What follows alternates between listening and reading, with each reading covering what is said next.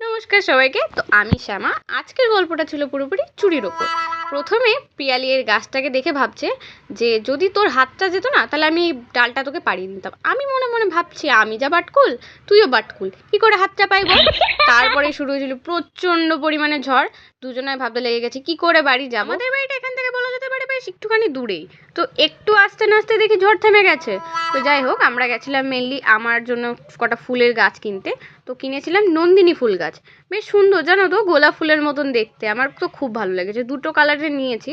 আবার সেই চুরির গল্প, রাস্তার মাঝখানে একটা আম পড়েছিল, পিয়ালি তুলে নিয়ে চলে এসছে। মানে আমাদের পুরোটাই চুরি করতে করতে দিন চলে গেছে। তো যাই হোক, তারপরে গিয়েছিলাম ফুচকা খেতে। ফুচকা খাওয়ার আর ক্লিপস নেওয়া হয়নি।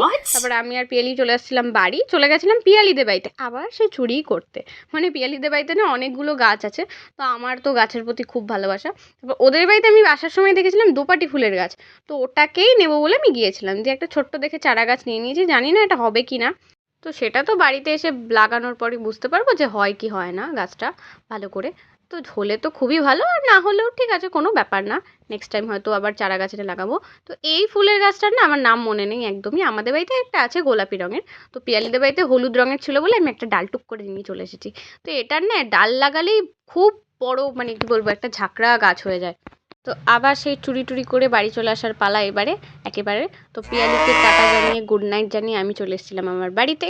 তো তোমরা কে কে এরকম গাছ পছন্দ করো আমাকে জানিও তো।